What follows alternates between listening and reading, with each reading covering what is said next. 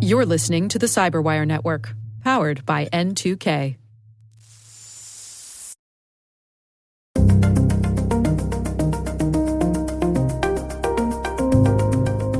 Don't let the crooks drive a rift between you and your money, and definitely don't let them drive a rift between you and your true friends and family. Hello, everyone, and welcome to the CyberWire's Hacking Humans podcast, where each week we look behind the social engineering scams, the phishing schemes, and criminal exploits that are making headlines and taking a heavy toll on organizations around the world. I'm Dave Bittner from the CyberWire, and joining me is Joe Kerrigan from the Johns Hopkins University Information Security Institute. Hello, Joe. Hi, Dave. Got some good stories to share this week. And later in the show, Carol Theriault joins us. She's speaking with Paul Duckland from Sophos Naked Security, and they are talking about LGBTQ plus extortion scams. The start of the year is a great time to take that next step in your education, career, and beyond. Rely on N2K certification prep to provide the tools to help boost knowledge, skills, and confidence to get you there. And now, for a limited time, all N2K certification practice tests are 40% off. Visit n2k.com/certify and use promo code N2KVDAY. That's N2KVDAY to save 40% on your purchase. That's n2k.com/certify with promo code N2KVDAY. Offer ends Monday, February 19th. Happy learning. All right, Joe, before we jump into our stories this week, we have actually quite a bit of follow-up. We do, a lot. The first one comes from both Kevin and Matt. They sent in notes about our puzzlement about the postscript N.B. Right, yeah. And apparently that is Latin for nota bene, which is actually, I read this and knew it immediately what nota bene meant. It means note well. Mm-hmm. And they actually, Matt actually sent along a link to a Wikipedia article about it. And basically it's used to say, by the way, this is something else you should also note about this situation. The Wikipedia article, because we are both from Maryland, and Maryland is more of a cult than a state, right, Dave? Yes. The way we slap our flag on everything. Yes, yeah, I would agree with that. Everything.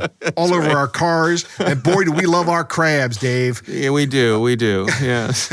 I get a lot of looks from other Marylanders when I tell them I don't like crabs. What are you? What's all right. But this is actually an article from the Maryland Gazette from 1801. It's actually an advertisement looking for a wife. And at the end, it says, NB, none need apply, but futch as can come well recommended. And it was very common then to use F instead of S because of the Germanic nature of the language. So you actually should read that as, but such as can come. So ladies, if you have a time machine, this guy is out there. That's right. I have to say, nota bene also sounds Italian to me.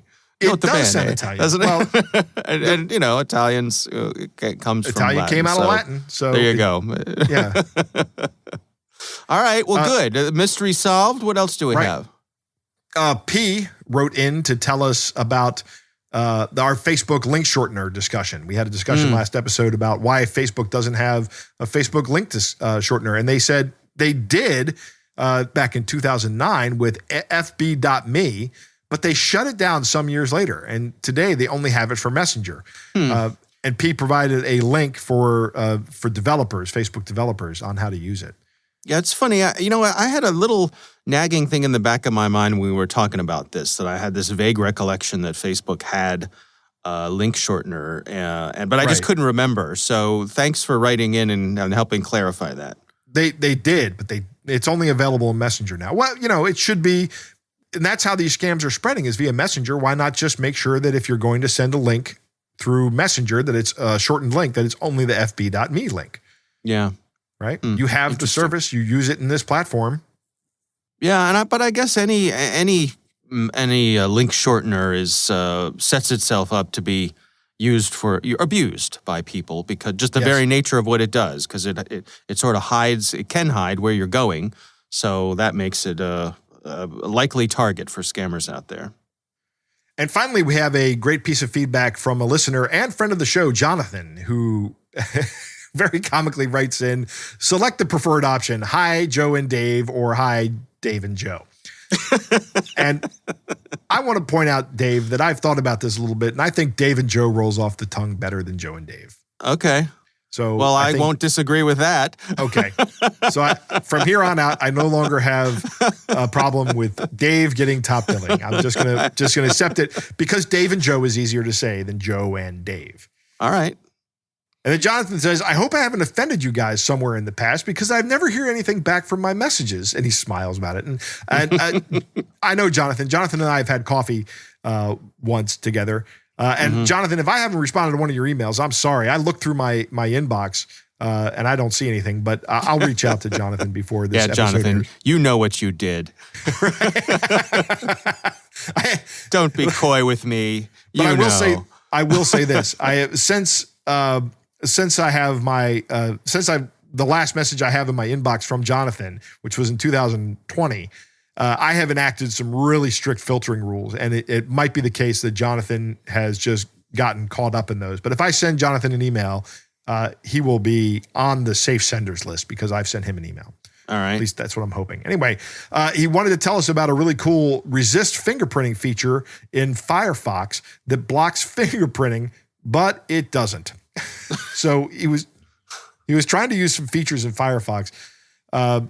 He was using NextDNS and uBlock Origin from Firefox. His browser was still unique at miunique.org.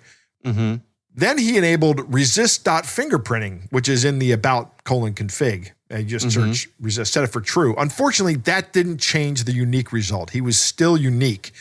One of the unique things is HTML5 canvas.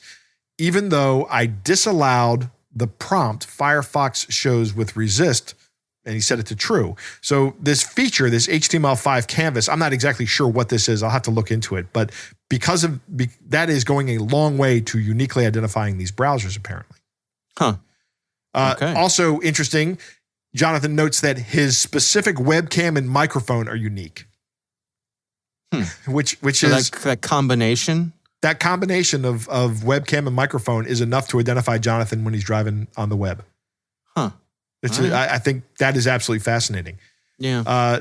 Navigator properties and a list of fonts are also very low. Of course, if you think about fonts and just how many fonts you have installed on your computer, that's a lot of data points. And if you have any variation from that in the general population, that's really going to set you apart. One of the surprising things that narrowed down his profile is that he is running the current Firefox version, which is version 102 as of this recording, which I looked today. I'm running the same version.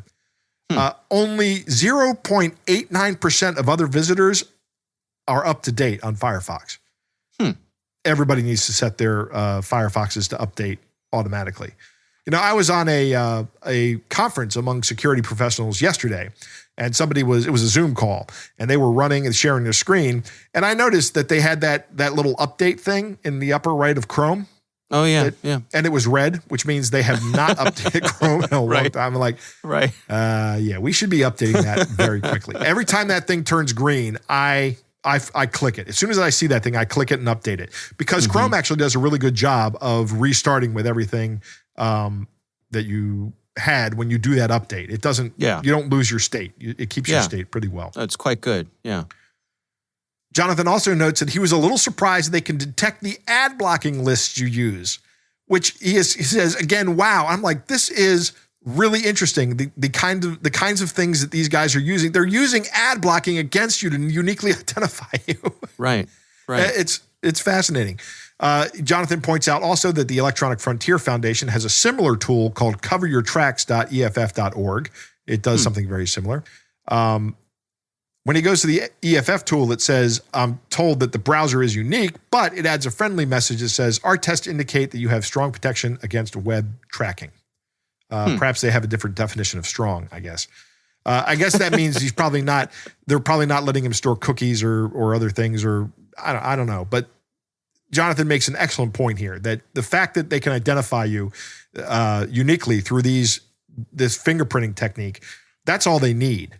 They don't need to send you cookies or to do anything else. Once they have that and they can identify you every single time, it's the same thing as you carrying around a cookie. It's no different.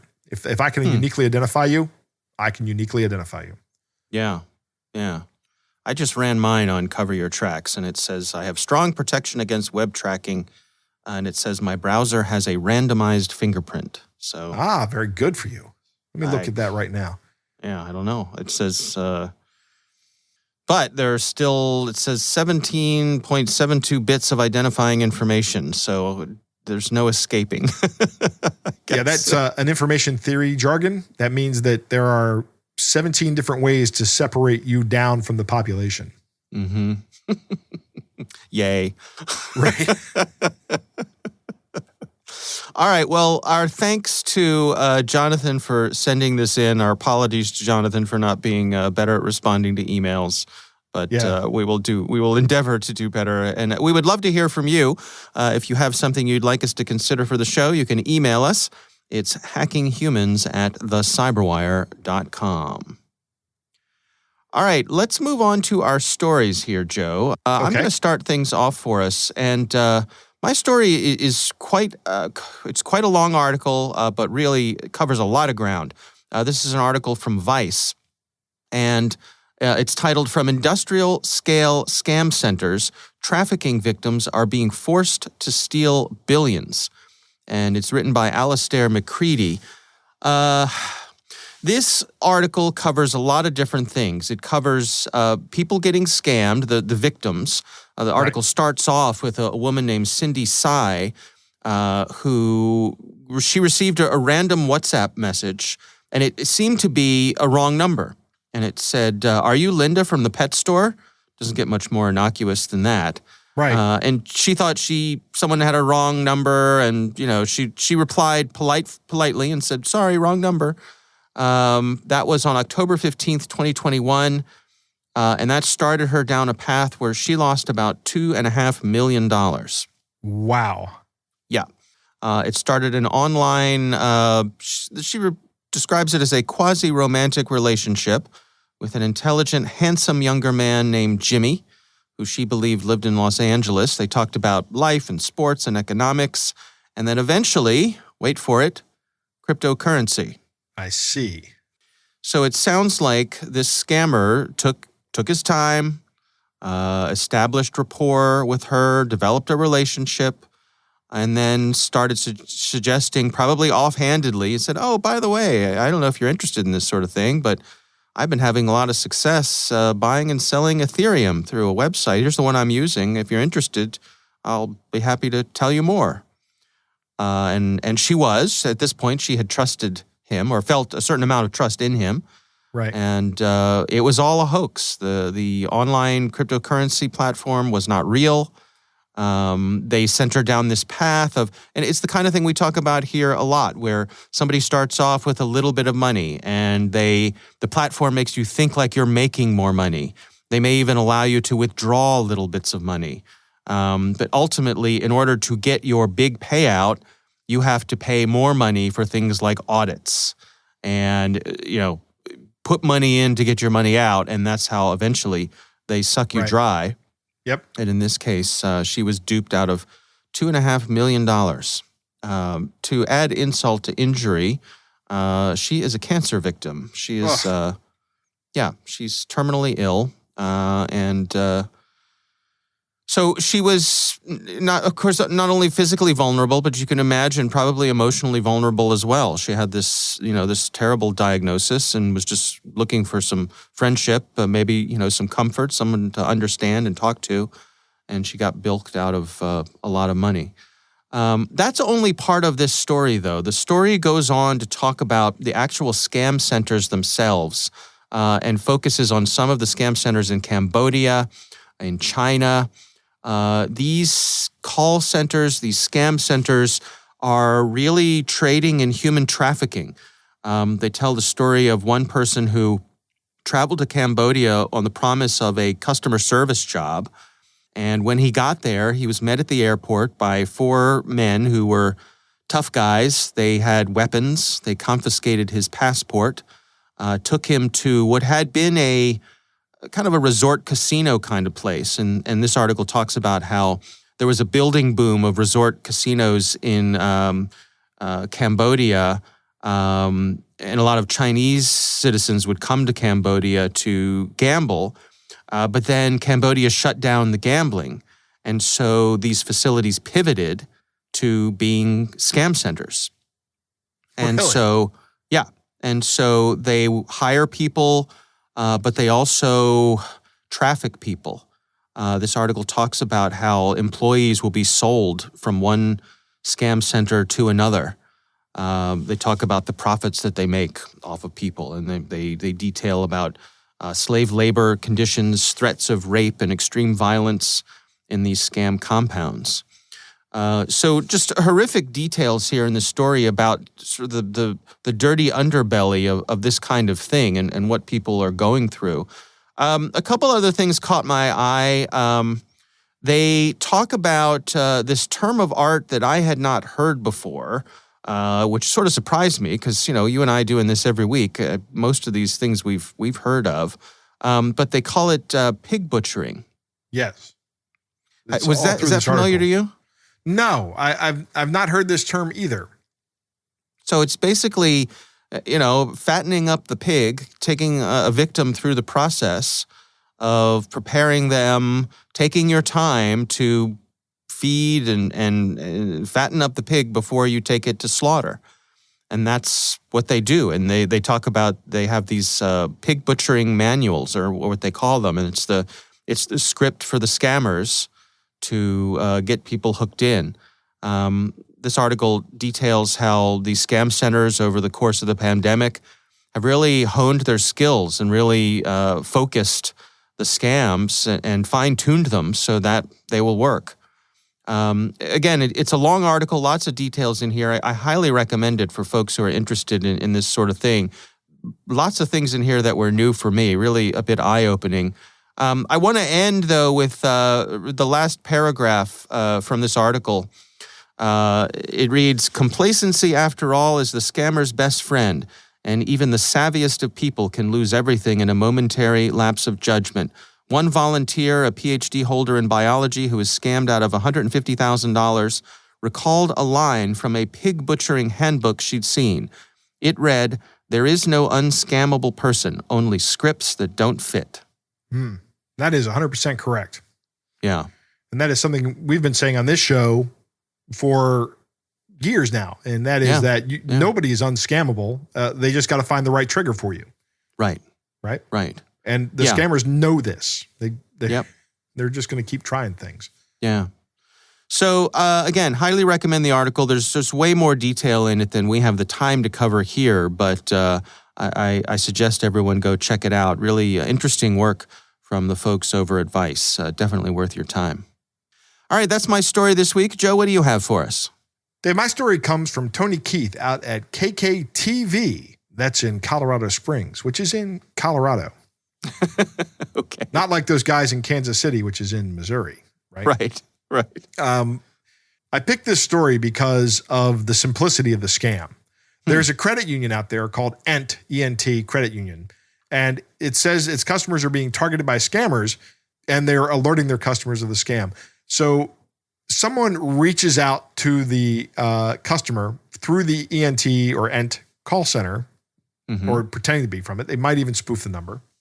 People and members answer the phone, and the person on the line pretending to be the credit union representative will usually ask for the member's online banking password and username. This is something we say you never give out, right? Right. But they're doing this. If a member gives away this information over the phone, the scammer will try logging into their account with the information provided. Then, if they have a two-factor authentication code that gets sent to their phone, like an SMS message, they'll ask for that as well, just to validate and make sure this is going on. Right. Once that happens, of course, that gives the scammer full access to the account, at which point in time they just transfer the money out, right? I mean, if I can log into somebody's credit union account, or like my own, I can send money via my own credit union to other people. No problem. I can do wire transfers online. And wants to make it clear that None of their employees will ever ask for anything over the phone, such as a credit card or debit card or PIN number. They'll never ask you for online banking names or usernames. They'll never ask you for accounting numbers or routing numbers or the CV code on the back of your credit card. They will never ask for your social security number, your full social security number. They might ask for the a partial social security number for verification, I guess. Yeah. But they will also never ask you for a verification code that they send you via the phone. They're going to use other information to authenticate you. This is not a complicated scam, right? This is just somebody picking up the phone, calling people they know are customers of this credit union and saying, "Hey, I'm from the credit union. I need your username and password." I've often told the story here on this show and on the Cyberwire show about a friend of mine who did a security audit. This was back in the 90s. He was contracted with the company, and he called them up. He said he had a list of phone numbers, and all he was doing was he said to them, "Hi, I'm with this company. We have contracted with your IT department to conduct a security audit. Can you please tell me your network username and password?" That was the entirety of the question. And about 50% of the people gave him the network username and password. Right. And that was the result of he didn't write that down. He just wrote down that 50% of the people complied with the request. Or, this person complied, this person did not. This person complied, this person did not. So, nobody's ever going to need that information from you. They don't need it to reset your current password. They don't need it to log in for you. They should not be able to do that. People who work at credit unions and work at banks have access to everything about you already. They already know what your credit card number is, your debit card number. They may not know your PIN, but they know your online banking username, and they will certainly know your accounting number, and they probably have the routing number committed to memory. They don't need to know any of this information. Right. Sure. Yeah. No, it's a good reminder. And I guess the other bit of follow-up here is that first of all, the odds of you, I guess the odds are low enough that it's probably safe to say you will never get an inbound call for something like this, right? Yep. That's not how they contact you generally. That's correct. But if you do, and you suspect it might be legitimate, say to them, "Let me call you back."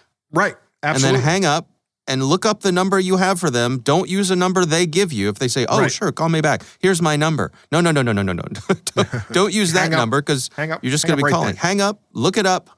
Go find your most recent bill or statement or whatever, something, some correspondence from them that has their number. Or the website. Go to their website. I would, the only reason I hesitate a little bit with that is because say you did a Google search on the credit union, and right? There are scammers. Google ads. There's scammers out there who will buy the Google ads to come up first so that their scam phone number comes up first in the searches. Yes. If you do that, just be mindful of that. Yeah, be mindful of that. I go directly to the bank websites or credit union websites whenever I go to them. I don't Google the location and go. Right. I just type in a URL or actually right-click on the entry in my password manager and say, browse to URL. Yeah. And that's what happens. But yeah, if you do a Google search, be mindful of those ads. Those are common tricks. Yep. All right. Well, interesting story. And of course, we'll have links to both of our stories in this week's show notes. Joe, it is time to move on to our catch of the day.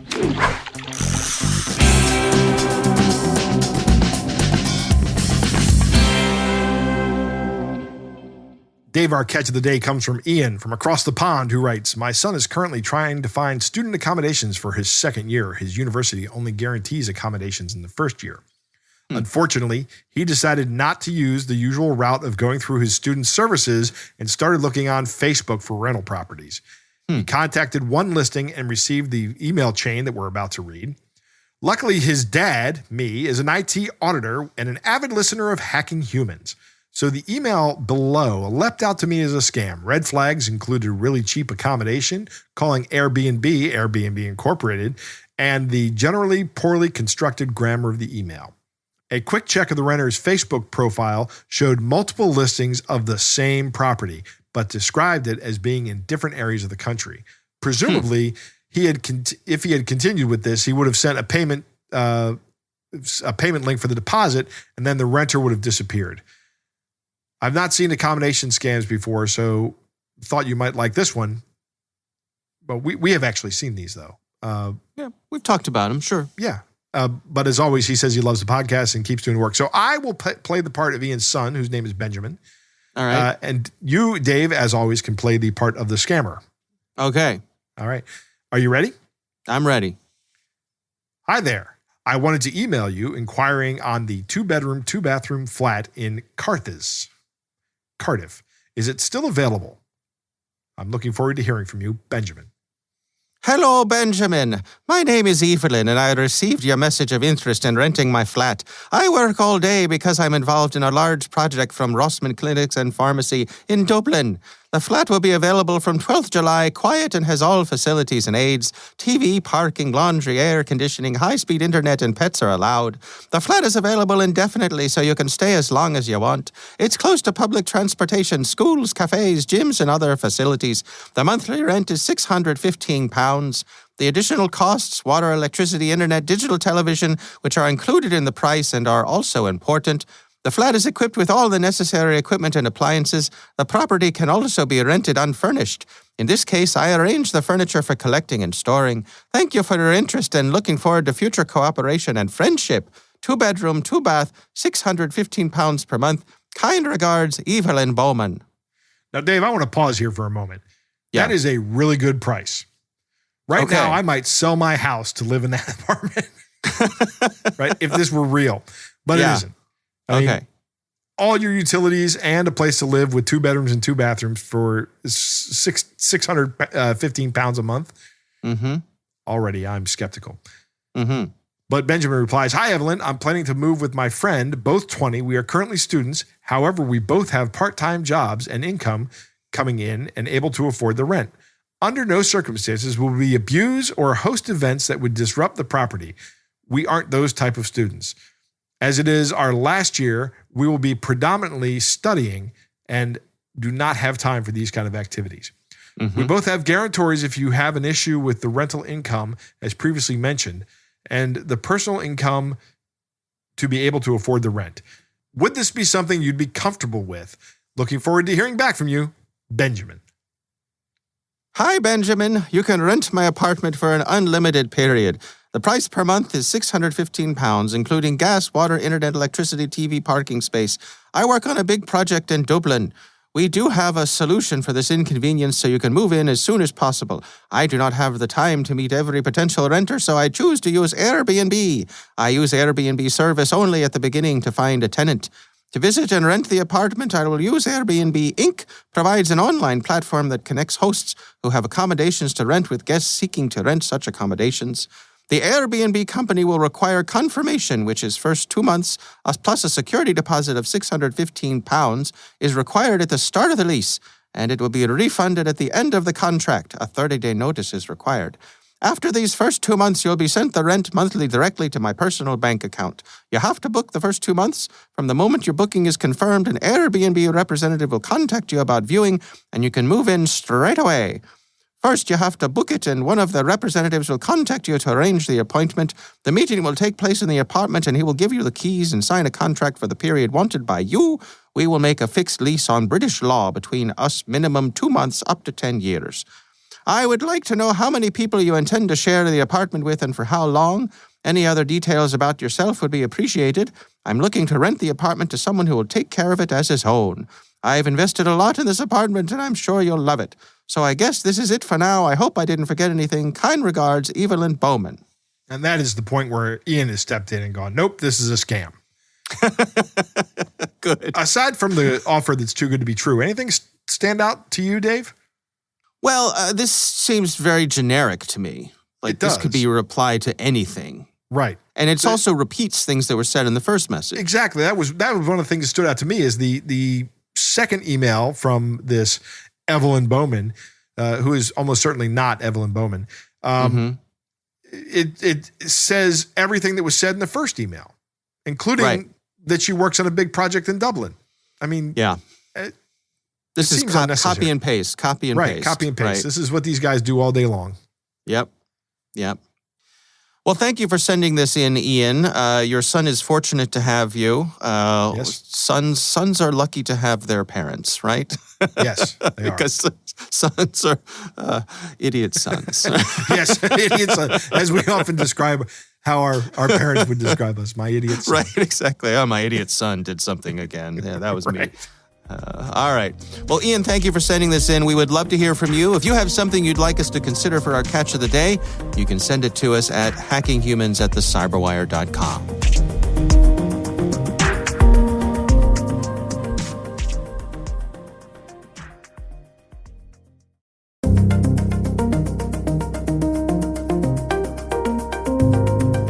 All right, Joe, always a pleasure when we can welcome back Carol Theriault to the show. And this week, she speaks with Paul Duckland, who's also been on our show before. Yep. He is from the Sophos Naked Security blog.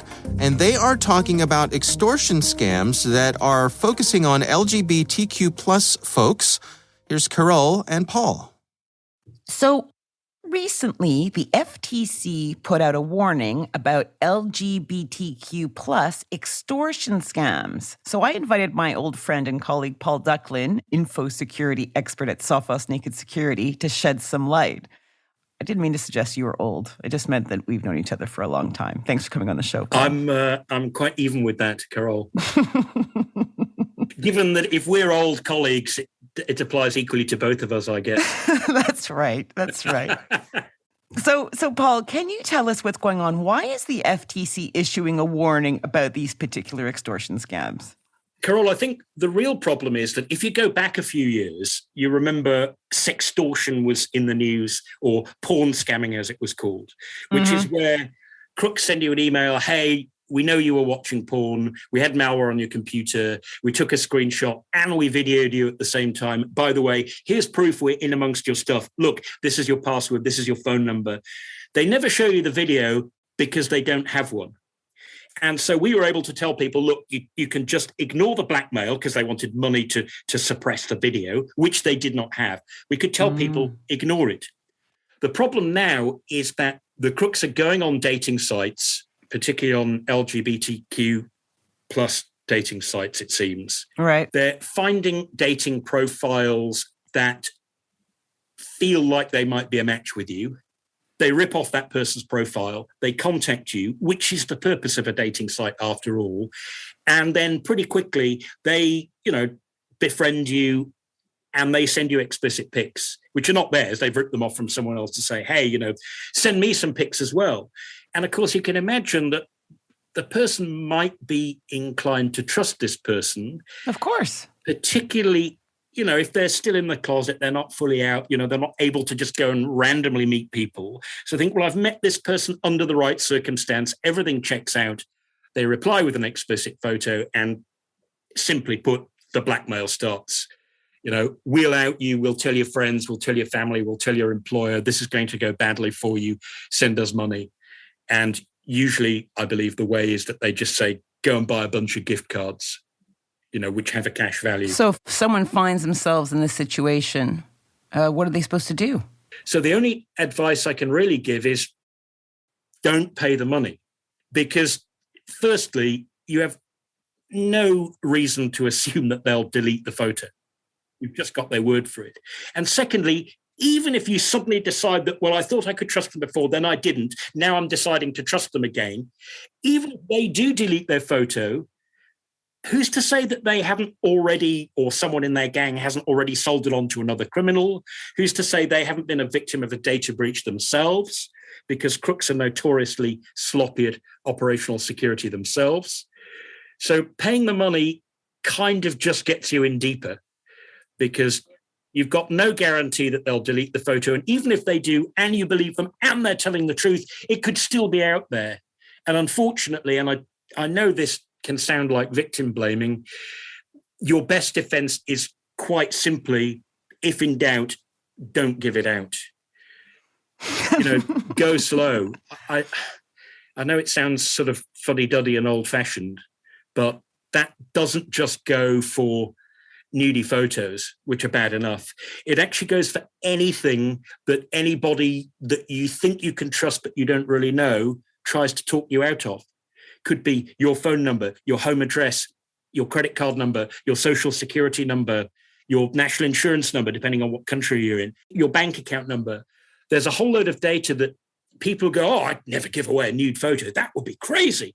But, they might hand over other data that once they've let it go, the only thing you can do after you've given it out really is to say, please, can I have it back? There's no real stronger defense than that. It's funny. I've just read an article recently about how millennials feel safer dating online, effectively something that's kind of exploded during the pandemic. But the idea that they could meet people and date and get, connect online made them feel safer. But in a weird, ironic way, we're kind of saying, actually, be really careful when there's computers involved or digital devices. Yes, that's an excellent point, because I'd imagine that starting with online dating can be a lot safer. You're not thrust face to face with someone you've never met before who might turn out to be a nutter. You kind of think, well, I've got a chance to pre-filter. There's some strong evidence that that's not a bad idea at all. The problem is that there are crooks who go out of their way to use the fact that you can check up on them only so far online to turn themselves into the person that you want them to be in a way that looks legit. They've ripped off somebody else's dating profile. They've ripped off their backstory, their life history, everything you like. Well, they'll just happen to like it well enough. In other words, you never quite get a chance to look at them and make a face-to-face judgment. Yeah. And the end result is money. That's what they want in the end. Yes. I remember years ago when I was in Australia and we were working with the police over there dealing with the romance scamming when that first started to become a really big thing. That's the same sort of scam, but instead of going, send me explicit photos, then I'll blackmail you right away, the romance scammers have a longer term view. They don't want the explicit photos. They want you to believe in them for weeks, months, sometimes even years, and then milk you for money. I went to an event where a victim came along and she said, I don't want you to think that I'm an idiot, that I'm overly gullible, that I'm unintelligent, that this couldn't happen to you. I started using online dating sites because I got tired of trying to meet guys down at the pub or somewhere like that. I just felt the dating sites are a better way forward. And even when I was deep in this scam, she said, the one thing that struck me is that the scammer who was defrauding me, when he said he would phone me at 4:30 on Friday afternoon, he never missed a day.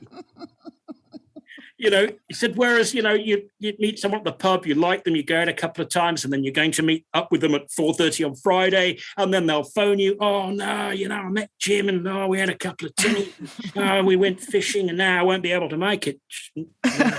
There you go. If someone meets all their dates, they're up to something.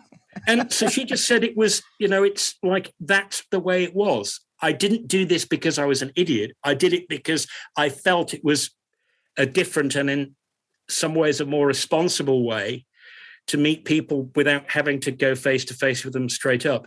So, like I said, go slow. And when the person asks for any sort of information, whether it's an explicit photo, your home address, your credit card number, your bank account number, a copy of your passport or whatever, go slow. And the other thing to bear in mind, Carol, I think this is quite important, is particularly for the longer term scams, extortion scams of this sort. I know that a lot of these crooks are past masters at putting a rift between people and their friends and family. So when friends and family warn them and try and warn them and say, you know what, I'm pretty sure you're getting scammed, they've been sort of conditioned to expect that from the crooks, who will say, oh, well, it's just that they're jealous. It's just that they don't like the fact that you've met someone online. Or if it's an investment scam, they don't like the fact that you might make money and they missed out. So whatever you do, don't let the crooks drive a rift between you and your money, and definitely don't let them drive a rift between you and your true friends and family. Brilliant. Paul Ducklin, friend and colleague and info security expert at Sophos Naked Security. Thanks for coming on the show. I see what you did there, Carol. This is Carol Theriault for Hacking Humans.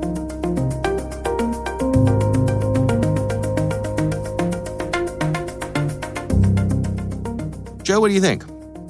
It's interesting. Paul links this back to sextortion scams, which have kind of evolved, right? Yeah. And I can think of no worse situation for someone who is still in the closet, as they say. Right? Maybe his family doesn't know that he's gay. Yeah. And perhaps there would be real ramifications because of the nature of the family members, right? Sure. I can think of a number of ways this could go sideways, and it's not good. No. One of the things that is a key point is that you really have no reason to trust that someone you have not met in person is who they say they are on the internet. And nowhere is that more the case than a dating site. My single biggest rule here I have no need for a dating site. I'm a married man, right? But my single biggest suggestion here is meet the person first. Make sure that you're meeting the person. Make sure that person is close by. These scammers can't meet you. They don't live near you. Just adopt this as a personal policy and don't give anything to someone you have not met. And that includes personal information. That includes money. That includes gifts. Anything. I wouldn't until you've met somebody in person. You've verified who they are and that they look at least kind of like their pictures, right? That they are. That they're a real person. I wouldn't give them anything. And Duck is right. Nothing more romantic on a first date than requiring 2 forms of ID and a recent utility bill. Right. Duck is right. It's not just nudes. The problems, but one of the problems with nudes is that they are immutable. Right? They're always going to be nudes of you. You can't change the fact that you sent somebody a nude. Yeah. I don't know, Dave, this seems to me like something like I would never do. I don't think I would be interested in exchanging those with somebody. I maybe I'm too old. Maybe I just don't understand the. No, but I mean, can you understand why some people would though? Yeah, I do. Yeah. I absolutely get why people do. But again, you should only do this with somebody you have met in person. Yeah. You have to establish a certain amount of trust over time. This isn't just something willy-nilly, as you say. It's right. But these romance scammers, once it's out there, it's out there. These romance scammers go for a long scam as well. So don't let that be what convinces you that they're real. Meet them in person. Paul says something in passing that is key. They are going to make themselves exactly what you need them to be, which is how they get you to fall for the scam. It's one of the key things. Hey, look, this person checks all my boxes, right? It's one of the big things that can help exploit somebody is just to match up with them perfectly. One of the things that's interesting is that scammers do not miss appointments. I found that to be absolutely fascinating. If a scammer says, the example they said, I'm going to call you at 4:30 on Friday, you can count on your phone ringing at 4:30 on Friday. I've never considered that. But you're right. Yeah. Think of nudes as personally identifiable information. So, they are. They're a biometric essentially, right? Sure. And one of the last thing that Duck says here is great advice. Do not let these scammers drive a wedge between you and your friends and family. They're going to start doing that pretty early on in the conversation, at least according to what Duck is saying here. They're going to start saying they're going to be jealous of us. They just don't understand that we love each other. We found true love, and nobody can be happy for us because they're all miserable. That's right. And you know what? That's gonna sound good to somebody who is who might be hearing these kind of things from their friends and family. One moment. Right. So be mindful of that. Let that be a red flag when somebody says that your family's jealous. Let that trigger off something in the back of your head that goes, this guy's trying to isolate me. Yeah. And, we often talk about if a deal is too good to be true, it likely is. But I suppose we could say if a person is too good to be true, they may be as well. That's right. Yeah. That's right. I would agree with that 100%. All right. Well, again, thank you for Carol Theriault and Paul Duckland for joining us once again this week. Always a treat when Carol submits her stories for our show. We do appreciate both of them taking the time.